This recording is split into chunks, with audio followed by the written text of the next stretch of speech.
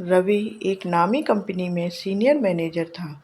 आत्मविश्वास से भरा हुआ, तेज तर्रार और सफलता का भूखा।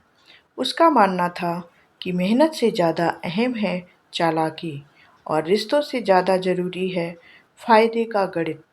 शहर की भाग-दौड़ भरी जिंदगी में उसका एक ही मकसद था, ऊंचाइयों तक पहुंचना, चाहे किसी की भी कुर्बानी क्यों न देनी पड़े। वह अपने ऑफिस में सबको नीचे दिखाकर खुद ऊपर चढ़ता गया।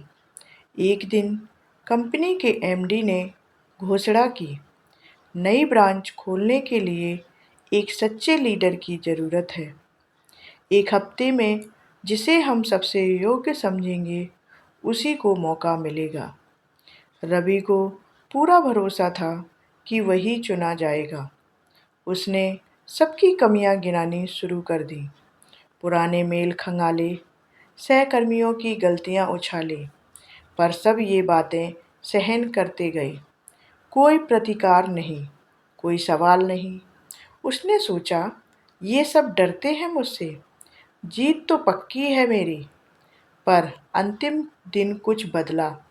मीटिंग में एमडी ने एक बंद लिफाफा निकाला और रवि की तरफ देखकर कहा, रवि, तुम्हें हम जानते हैं, पर वो नहीं जो तुम सोचते हो।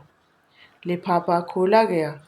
उसमें रवि की ईमेल्स, बातचीत की रिकॉर्डिंग्स और सहकर्मियों के बयान थे, जिनमें उसकी चालाकियों, धोखेबाजियों और गलत रवैये का खुलासा था। रवि के चेहरे का रंग उड़ गया।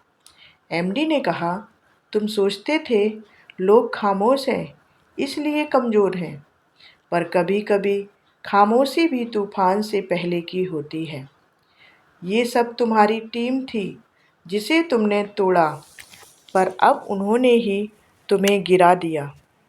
उसे पद से न सिर्फ हटाया गया, बल्कि कंपनी से भी निकाल दिया गया। उसी समय रवि अकेले अपने कमरे में बैठा था, शहर की रोशनी को खिड़की से देख रहा था, जो अब उसे चुभती सी लग रही थी।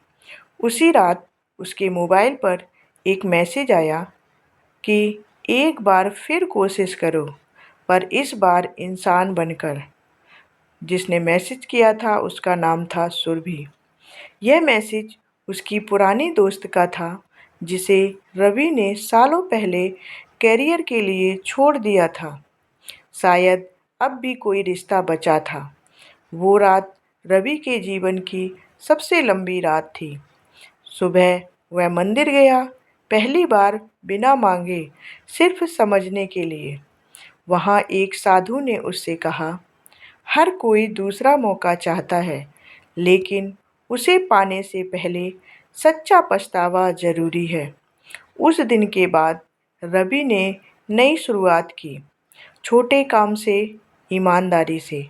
धीरे धीरे उसे समझ आया कि असली सफलता सिर्फ ऊंचा करने से नहीं, बल्कि दिल को झुकाने से मिलती है। इस कहानी से हमें सीख मिलती है कि ज़िंदगी जब सबक देती है, तो वह ना ही किताबों से होता है और ना ही भाषणों से। वो सबक जो होता है, वो होता है अनुभव से। लेकिन अगर सीखा जाए तो वही सबक हमें इंसान से महान बना देता है। आपको हमारी ये कहानी कैसी लगी, कमेंट करके ज़रूर बताएं। धन्यवाद।